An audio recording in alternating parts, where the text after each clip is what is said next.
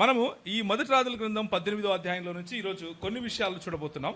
ఆహాబు రాజు సమయంలో జరిగిన కథనంలో ఏంటి అంటే 25వ వచనం నుంచి మనం చదువుకుందాం. అప్పుడు ఏలియా బయలు ప్రవక్తలను పిలిచి, మీరు అనేకులైనారు గనుక మీరే మొదట ఒక ఎద్దును కోరుకొని సిద్ధము చేసి మీ దేవత పేరును బట్టి ప్రార్థన చేయుడి. అయితే మీరు అగ్ని ఏమియు క్రింద వేయవద్దని చెప్పగా వారు తమకు ఇయ్యబడిన ఎద్దును తీసుకుని సిద్ధము చేసి ఉదయం మొదలు కిషోను వాగు దగ్గర వారిని కొనిపోయి అక్కడ వారిని వధించెను. ఇది మనందరికీ తెలిసినటువంటి మాటలే కదా. అయితే దీన్ని ఒక కొత్త పర్స్పెక్టివ్లో మనం అర్థం చేసుకునే ప్రయత్నం చేద్దాం. ఇక్కడ జరుగుతున్నటువంటి కాంటెక్స్ట్ ఏంటంటే, ఒక రాజు సమయంలో బయలుదేవతను పూజించే ఒక స్త్రీ ఏం చేస్తుంది అంటే, కొంతమందిని యెహోవా పేరిట ప్రకటించే, యెహోవా పేరిట ఎవరైతే మరి ప్రవక్త పనులు చేస్తున్నారో, లేకపోతే ప్రవచనాలు చెప్తున్నారో, లేకపోతే ఆయన నామమును ప్రకటిస్తున్నారో, ఆయన మాత్రమే నిజమైన దేవుడు అని చెప్తున్నారో, వారిని అందరినీ ఆమె టార్గెట్ చేసింది. టార్గెట్ చేసి ఒకరి తర్వాత ఒకరిని హతం చేయాలి అని ఆశపడింది. ఆయన ఆ సమయంలో మన ప్రభు ఏం చేశాడు అంటే, దేవుడు ఏలియాతో మాట్లాడి, నువ్వు ఒక 3 సంవత్సరాల ఇక్కడ నుంచి వెళ్ళిపో అన్నాడు. అక్కడి నుంచి ఆయన వెళ్ళిపోయిన తర్వాత ఒక వాగు దగ్గర ఆయన ఉన్నాడు. వాగు దగ్గర వేచి చూస్తున్నాడు. ఆయన అనుకున్నాడు, నేను ఒక్కడనే ఉన్నాను ఈ ప్రపంచంలో యెహోవాను ఆరాధించడానికి, యెహోవాను ఘనపరచడానికి, యెహోవా పని చేయటానికి, లేకపోతే యెహోవా ప్రవక్త అనే పనిని చేయటానికి నేను ఒక్కడనే ఉన్నాను అని అనుకున్నాడు. అప్పుడు యెహోవా అన్నాడు, నువ్వు కాదురా బాబు పిచ్చోడు, చాలామంది ఉన్నారు, నువ్వు కాకపోతే రాళ్లతో చేపిస్తాను అన్నాడు. ఆయన అది రియలైజ్ అయ్యాడు. ఆ ఉన్నన్ని సంవత్సరాలు ఆయనకు కాకోలముల చేత, అంటే కాకుల చేత భోజనము తినిపించాడు. కాకులు తీసుకొని వచ్చి ఏమిచ్చాయి? మటన్ ఇచ్చాయి. మటను, చికెను ఇలాంటివి. కాకులు ఏం చేస్తాయి? చచ్చిపోయిందని కూడా వదిలిపెట్టావు కదా. కానీ ఫ్రెష్ మాంసం తీసుకొని వచ్చి ఏలియాను గాడ్ ఈజ్ ఫీడింగ్ హిమ్, దేవుడే ఆయనకు భోజనం ఇస్తున్నాడు. దేవుడు ఆయనకు భోజనం ఇచ్చి ఆయన పెంచాడు. ఆయన 3 సంవత్సరాలు హీ సస్టైన్డ్ హిమ్, ఆయన చచ్చిపోకుండా ఉండేట్లుగా చూశాడు. ఆ తర్వాత సమయం వచ్చింది. సమయం వచ్చినప్పుడు 18వ అధ్యాయం మొదటి వచనంలో యెహోవా ఏం చెప్పాడు అంటే, 18వ అధ్యాయం మొదటి వచనం కాదు, అనేక దినములైన తర్వాత 3వ సంవత్సరం ముందు యెహోవా వాక్కు ఆయన వద్దకు వచ్చింది. యెహోవా వాక్కు వచ్చి, ఇక చాలు బాబు, నీవు వెళ్ళి ఆహాబును దర్శించు అని చెప్పాడు. ఆహాబు దగ్గరికి వెళ్ళాడు. అక్కడ ఉన్నటువంటి ఆ రాజ్యంలో ఉన్నటువంటి బయలు ప్రవక్తలు ఎవరైతే ఉన్నారో వాళ్ళందరినీ పిలిచాడు. పిలిచి హీ ఈస్ ఛాలెంజింగ్ దెమ్, ఆయన ఒక సవాలు విసురుతున్నాడు. ఏమని సవాలు విసురుతున్నాడు అంటే, మీరు మీకు కలిగినది తీసుకొని రండి, నేను నాకు కలిగింది తీసుకొని వస్తాను. మీరు మీ మంత్రతంత్రాలు తీసుకొని రండి, నేను నా ప్రార్థన తీసుకొని వస్తాను. మీరు మీ దేవుణ్ణి అడగండి, నేను నా దేవుణ్ణి అడుగుతాను. మీరు ఏదైతే చేయాలనుకుంటున్నారో అదంతా చేయండి, నేను మీరు చేసేదానికి మూడింతలుగా మీరు చేయాలనుకున్నది చేసి చూపిస్తాను అని ఒక సవాలు విసిరాడు. మూడింతలుగా నేను ఎందుకంటున్నాను అంటే, మామూలుగా అయితే వాళ్ళు ఒక పశువును కోసి దాన్ని బలిపీఠం మీద పెట్టి కేవలం అది మండితే చాలు అని అనుకున్నారు. కానీ ఏలియా ఏమంటున్నాడు అంటే, దాని మీద నీళ్లు పోయండి అంటున్నాడు. 3 బాణల నీళ్లు పోయండి, ఆ తర్వాత దాన్ని మండిస్తాను అని ఏలియా అంటున్నాడు. 3 మరి దేవుని యొక్క అభిషేకాన్ని మీరు చూస్తారు ఈరోజు అన్నటువంటి కాన్ఫిడెన్స్తో ఆయన మాట్లాడుతున్నారు. 3 దేవుని యొక్క మరి గొప్పతనమును, మిరాక్యులస్ వర్క్ అంటాం కదా, అంటే ఆశ్చర్యకరమైన పనిని మీరు చూస్తారు అని చెప్పి ఆయన కాన్ఫిడెన్స్తో, నమ్మకంతో, ఎవరిపైన? దేవునిపైన నమ్మకంతో ఆయన ఒక ప్రార్థన చేశాడు. ఏమని ప్రార్థన చేశాడు? యెహోవా, నీవే నిజమైన దేవుడవనియు నేను నీ సేవకుడననియు ఈ జనులు తెలుసుకొనులాగున ఏం చేయమన్నాడు? నీ కార్యములు చూపించు అన్నాడు. ఈ కార్యములన్నీ నీ సెలవు చేత చేసివనియు ఈ దినమున కనపరచు అన్నాడు. నువ్వు ఒక మాట చెప్తే అయిపోతుంది అన్న నమ్మకం. నువ్వు ఒక మాట చెప్తే అయిపోతుంది అన్న నమ్మకం. ఇక్కడ మనం తెలుసుకోవలసిన విషయాలు కొన్ని ఉన్నాయి. మనం తెలుసుకోవలసిన విషయాల్లో ప్రాముఖ్యమైన విషయం ఏమిటి అంటే, ఆహాబు రాజు సమయంలో బయలు ప్రవక్తలు ఏ విధంగా అయితే యెహోవా దేవుని ప్రవక్తలను హింసించే ప్రయత్నం చేశారో అదే ప్రయత్నం ఈరోజు చేస్తున్నారు. అయితే నూతన నిబంధన గ్రంథంలో దేవుడు యేసు ప్రభువు వారు మనకిచ్చినటువంటి ఒకానొక కమాండ్మెంట్, లేకపోతే మొత్తం ధర్మశాస్త్రానికి కూడా కేంద్రమైనటువంటి ఒక కమాండ్మెంట్ ఉంది, కేంద్రమైనటువంటి ఒక ఆజ్ఞ ఉంది. ఆ ఆజ్ఞ ఏమిటి అంటే, నీ దేవుడైన యెహోవాను, చెప్పండి, ఎవరైనా చెప్తారా? నీ దేవుడైన యెహోవాను ఎలా ప్రేమించాలి? ఓకే ఓకే, రాలేదు. ఇంకెవరైనా చెప్తారా? కరెక్ట్గా చెప్పాలి. Okay okay okay, right. ఇంగ్లీష్లో బాగా చెప్తున్నారు, తెలుగులో చెప్పట్లేదు కదా, నో ప్రాబ్లం. నెక్స్ట్ తెలుగులో చెప్పడానికి ప్రయత్నం చేద్దాం. ద్వితీయోపదేశకాండం 6వ అధ్యాయము 4వ వచనం ఎవరైనా చదువుతారా? ద్వితీయోపదేశకాండము 6వ అధ్యాయము 4వ వచనం. ఏంటి మనకున్నటువంటి భక్తి, ఎందుకు మన దేవుని పైన, ఏంటి ఆయన యొక్క వ్యక్తిత్వం ఏంటి, ఆయనకున్నటువంటి గొప్పతనం ఏంటి, ఎందుకని దేవుడు, లేకపోతే ఎందుకని బైబిల్ మనల్ని ఈ విధంగా ప్రోత్సహిస్తుంది అని అంటే, చదువుతారా ఎవరైనా? ఇశ్రాయేలు వినుము, మన దేవుడైన యెహోవా అద్వితీయుడగు యెహోవా, నీ పూర్ణ హృదయముతోను, నీ పూర్ణ ఆత్మతోను, నీ పూర్ణ శక్తితోను నీ దేవుడైన యెహోవాను ప్రేమింపవాలని. ఇదే మాట మార్కు సువార్తలో మన ప్రభు అయిన యేసుక్రీస్తు వారు చెబుతూ నీ పూర్ణ వివేకముతోను అని కూడా యాడ్ చేస్తారు.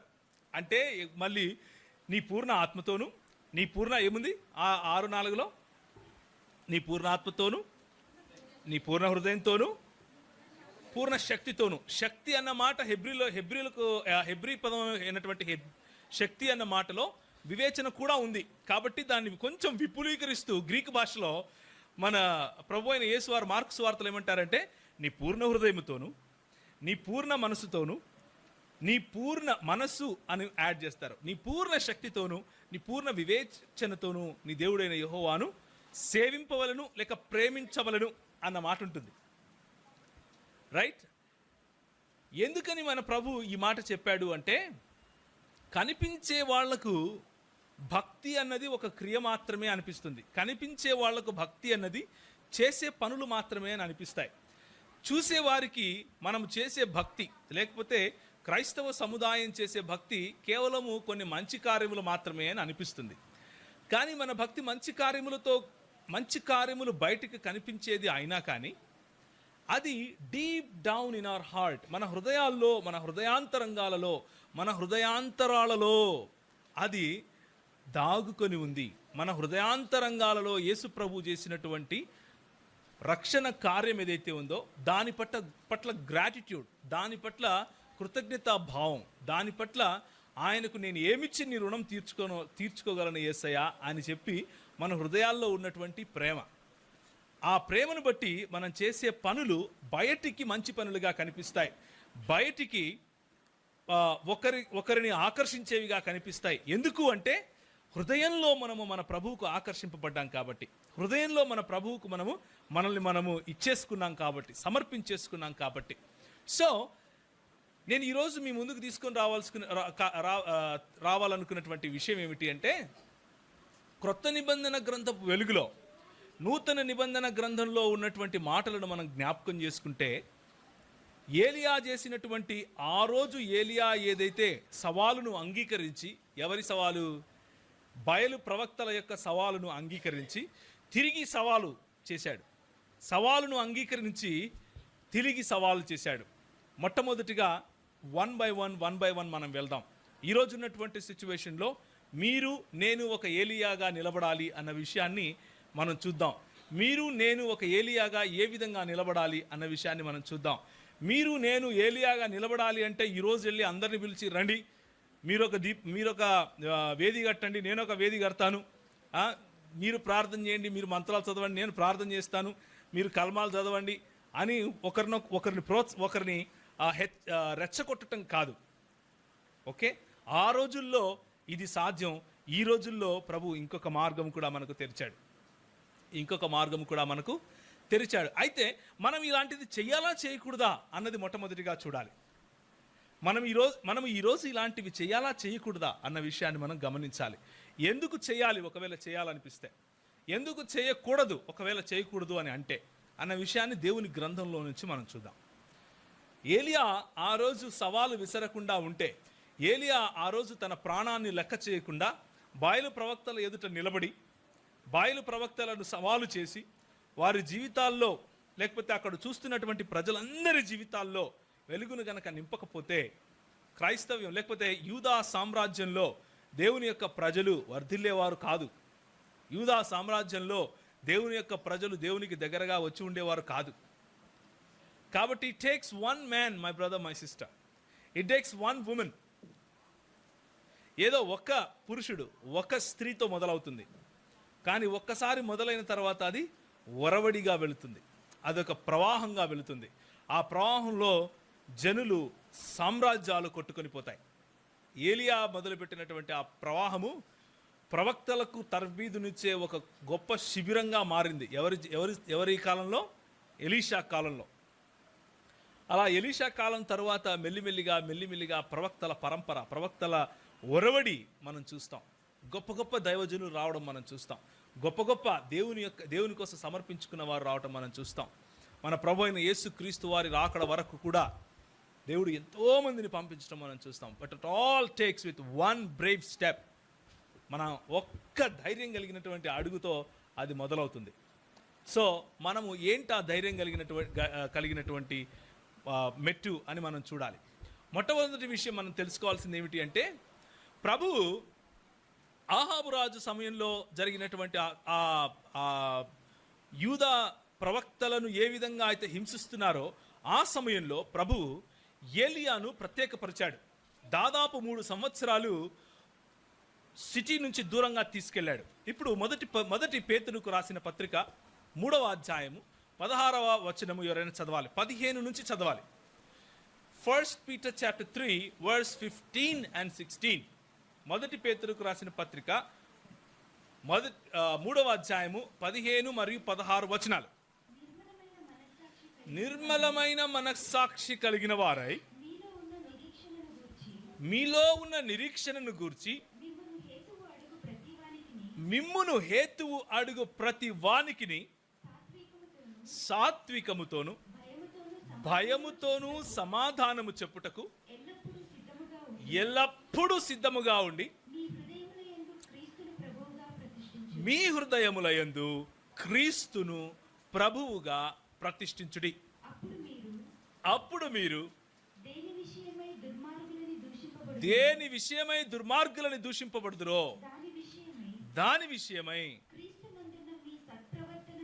క్రీస్తునందున్న మీ సత్ప్రవర్తన మీద అపనింద వేయువారు సిగ్గుపడదురు. హల్లెలూయా.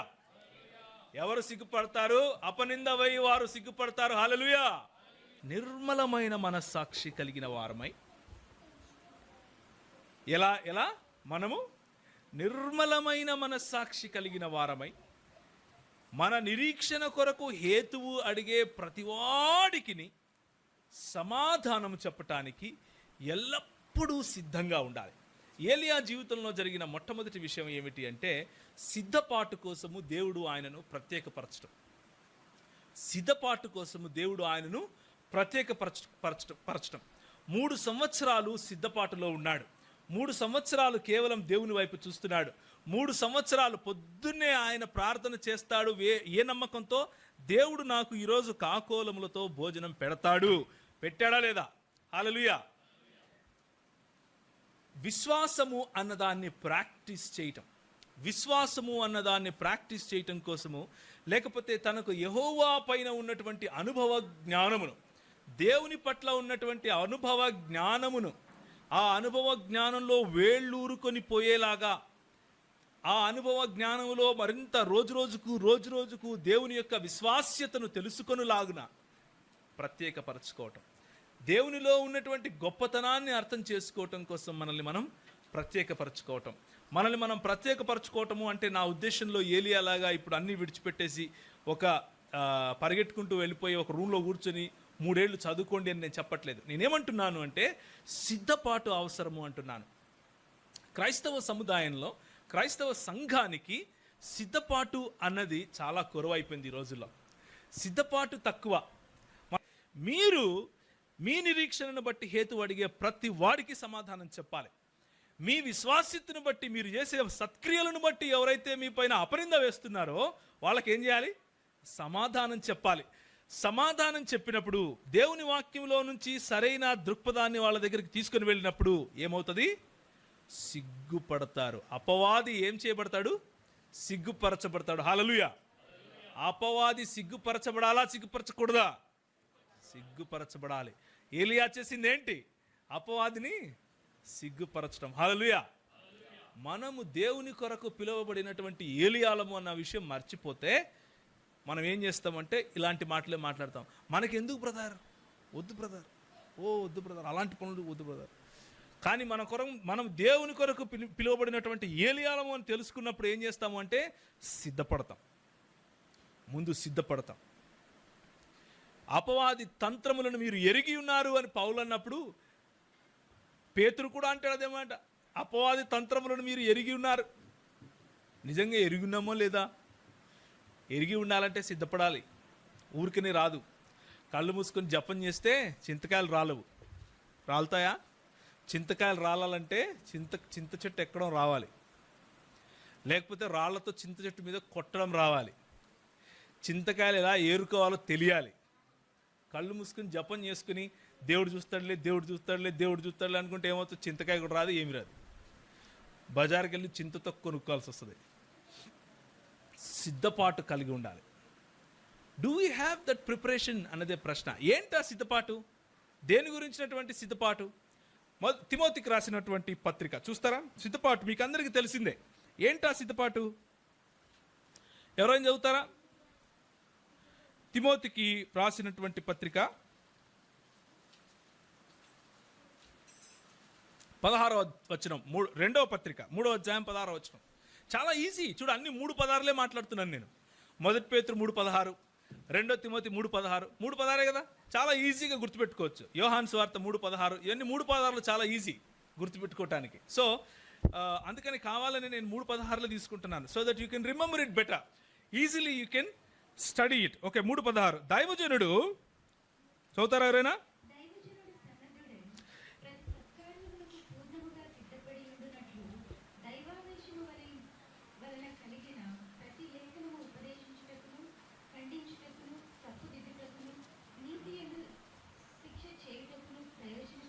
చాలు. దైవజనుడు సన్నద్ధుడై ప్రతి సత్కార్యమును పూర్ణముగా సిద్ధపడి ఉండునట్లు. ప్రతి సత్కార్యానికి పూర్ణంగా సిద్ధపడి ఉండాలి. మన సిద్ధపాటు దేనికి? 1 పేతురు 3:16 మనం చూసినటువంటి సిద్ధపాటు దేనికి? ఎక్కడి నుంచి ఆ సిద్ధపాటు వస్తుంది అని అంటే, మొట్టమొదటిగా సత్కార్యములు చేయటానికి పూర్ణంగా సిద్ధపడి ఉండాలి. ఏంటా సత్కార్యములు? క్రైస్తవ సంఘం చేసే సత్కార్యములు ఏంటి చెప్పండి. 1-2-3 సార్లు చెప్తారా? నిన్ను వలె నీ పొరుగువాడిని ప్రేమించు. నిన్ను వలె నీ పొరుగువాడిని ప్రేమించు అంటే మత మార్పిడినా? కాదు. నిన్ను వలె నీ పొరుగువాడిని ప్రేమించు అని అన్నప్పుడు ఒక చిన్న బిడ్డ ఆకలితో అలమటిస్తూ ఉంటే వెళ్ళి వాడికి భోజనం పెట్టడము మత మార్పిడి అంటారా? కాదు. దాన్ని ఏమంటారు అంటే ప్రేమించటం అంటారు. మన ప్రేమను చూసి అవతల వాడు నేను నీ ప్రభువును వెంబడిస్తాను అంటే మనం వద్దంటామా? లేదు. మనకి ఇవ్వబడినటువంటి సువార్త ఏమిటి అంటే, ప్రేమించే ప్రభువు నిన్ను ప్రేమిస్తున్నాడు, నన్ను ప్రేమించాడు, నిన్ను కూడా ప్రేమిస్తున్నాడయా అని చెప్పటమే సువార్త. అలా చెప్పటానికి మనకేమైనా సిగ్గా? లేదు. పౌలు ఏమంటాడు? సువార్త ప్రకటించకపోతే నాకేంటి శ్రమ. ప్రభువు మనల్ని ప్రేమించాడు, దేవుడు నిన్ను ప్రేమిస్తున్నాడు అని చెప్పే సువార్త. యోహాను సువార్త 3:16 ఏమంటుంది? చదవాల్సి ఎంతమందికి తెలీదు? చదవాలి. బైబిల్ తీయాలి దానికి. చెప్పండి ఏమంటుంది? దేవుడు లోకమును ఎంతో ప్రేమించాడు. ఎవరు లోకం అంటే? ఇట్స్ యూ, నువ్వే. ఇట్స్ మీ, ఇట్స్ నేను. ఎవరు లోకం అంటే? లోకం అంటే ఏంటి? ఈ లోకంలో ఉన్న ప్రతి మానవుడు, ఎవ్వరూ నశించిపోవటం ఆయనకు ఇష్టం లేదు. ఏ ఒక్కరూ నశించిపోవటం ఆయనకు ఇష్టం లేదు. ప్రతి వారు, లోకము అంటే అందులో కొంతమందే ఉంటారా? ఏమంటారు? లోకంలో క్రైస్తవులు మాత్రమే ఉన్నారా? లేదు. బైబిల్ మనకు పరిచయం చేసే దేవుడు, బైబిల్ మనకు పరిచయం చేసే క్రీస్తు లోకం అంతటి కొరకు చనిపోయినవాడు, లోకం అంతటి కొరకు తన ప్రాణం పెట్టినవాడు, లోకం అంతటిని ప్రేమించేవాడు. అవునా కాదా? Our God is a God who loves everyone, even those who kill him. ఆయన ఏమన్నాడు? శిలువ పైన చనిపోతూ ఏమన్నాడు ఆయన? దేవా వీరేమి చేయుచున్నారో వీరు ఎరుగరు. You don't know, they don't know lord what they are doing. వాళ్ళకి తెలియదు ప్రభా వాళ్ళు ఏం చేస్తున్నారు. ఆయన చనిపోవటానికి ముందు గెత్సెమనే తోటలో ఈ సమస్య అంతా జరిగే సమయంలో శిష్యుడు అడిగాడు, ఏంటి ప్రభువా ఇలా అవుతుంది, మరి ఏమన్నా అవి ఇవి తీసుకోమంటారా రిటాలియేషన్ కోసం, ఎదిరించడానికి కోసం. అంటే ఆయన అంటాడు, నీ కన్నులు ఇంకా తెరవబడలేదు బాబు, ఒకసారి కళ్ళు తెరిచి చూడు అంటాడు. ఇదే మాట ఎలీషా జీవితంలో కూడా జరుగుతుంది. ఎలీషా జీవితంలో రాజులు ఆయన వెంబడిస్తున్నారు, రాజులు ఆయన చంపడానికి వస్తున్నారు. రాజులు ఆయన చంపడానికి వస్తుంటే ఎలీషా చుట్టూ ఉండే ఒక వ్యక్తి ఏమంటాడంటే, తన అనుచరుడు, మరి ఇట్లా అవుతుంది కదా, ఏం చేద్దాం, మనం పారిపోదాం అంటే, నీ కళ్ళు తెరిపిస్తానుండు అని కళ్ళు తెరిపిస్తాడు. కళ్ళు తెరిపిస్తే ఎవరుంటారు? The chariots of fire. దేవుని యొక్క దూతలు, దూత గణములు ఎంతమంది? లక్షల మంది ఉంటారు. ఒక్కొక్క దూత లక్షల మందిని చంపేస్తాడు కావాలనుకుంటే. అలాంటి వాళ్ళు లక్షల మంది దైవజనుని చుట్టూ ఉంటారు. ఇది దేవుని వాక్యం చెప్పే సత్యం. కానీ ప్రభు ఏమన్నాడు? మన ప్రభు ఇచ్చినటువంటి మాట ఏంటి? ప్రార్థన చేసి ఆ దైవదూతలతో వాళ్ళందరినీ చంపించేసి అన్నాడా? వీరేమి చేయుచున్నారో వీరెరుగరు తండ్రి, వీరిని క్షమించుడి, వీరిని క్షమించు. అపోస్తలుల కార్యము 6వ అధ్యాయం. అపోస్తలుల కార్యములు 6వ అధ్యాయం. నేను ఎందుకు ఈ మాటలు చెప్తున్నాను అని అంటే చూస్తాం ఇప్పుడే. అపోస్తలుల కార్యములు 6వ అధ్యాయం. చక్కటి మాటలు అక్కడ మనకు కనిపిస్తాయి. స్టెఫెను జీవితము మనకు కనిపిస్తుంది. అపోస్తలుల కార్యం 6వ అధ్యాయంలో ఏముంది అంటే, సంఘంలో ఉన్నటువంటి పెద్దలు, అపోస్తలులు ఎవరెవో, పేతురు, యాకోబు, యోహాను మొదలగు వారందరూ పెద్దలందరూ దేవుని యొక్క పరిచర్య కోసం తాము ప్రత్యేకపరచుకుని, లేకపోతే దేవుని యొక్క పరిచర్యలో దేవుని వాక్య పరిచర్య కోసం తమను తాము ప్రత్యేకపరచుకుని, సంఘం కూడి వచ్చినప్పుడు వాళ్ళకు కావలసిన అవసరతలు తీర్చడం కోసం వీళ్ళు కనుక ఫోకస్ చేస్తే వాక్య పరిచర్య మీద ఉన్నటువంటి ప్రాధాన్యత తగ్గిపోతుంది. కాబట్టి మీలో కొంతమందిని ఎన్నుకోండి అని చెప్పారు. మీలో కొంతమందిని ఎన్నుకోండి అని అన్నప్పుడు ఎలాంటి వారిని ఎన్నుకోవాలి అంటే, full of holy spirit and good conduct, full of wisdom. ఈ 3 మాటలు చెప్పారు. ఏమని చెప్పారు? మీలో మంచి ప్రవర్తన కలిగి ఉండి పరిశుద్ధాత్మతోనూ జ్ఞానముతోనూ నిండి ఉన్న వారిని ఎన్నుకోండి అన్నారు. ఏమన్నారు? మంచి ప్రవర్తన కలిగి ఉండి పరిశుద్ధాత్మతోనూ జ్ఞానంతోనూ నిండిన వారిని ఎన్నుకోండి అని చెప్పినప్పుడు, వాళ్ళు ఎన్నుకున్న వారిలో స్టెఫెను ఒకడు. ఎవరు? స్టెఫెను కూడా ఆత్మతోనూ జ్ఞానముతోనూ నిండుకొని మంచి పేరు పొందిన 7 మనుషులు మీలో ఏర్పరచుకొనుడి అని 6వ అధ్యాయం 3వ వచనంలో మీరు చూస్తారు. అవునా? 5వ వచనం, ఈ మాటకు జనసమూహం అంతటికి ఇష్టమైనందున వారు విశ్వాసముతోనూ పరిశుద్ధాత్మతోనూ నిండుకుని వాడైన స్టెఫెను, ఫిలిప్పు, ప్రొకరు, నికనోరు, తిమోను, పర్మెనాసు, యూదుల మత ప్రవిష్టుడును అంత్యోక వాడును అగు నికోలాను అను వారిని ఏర్పరచుకొనిరి.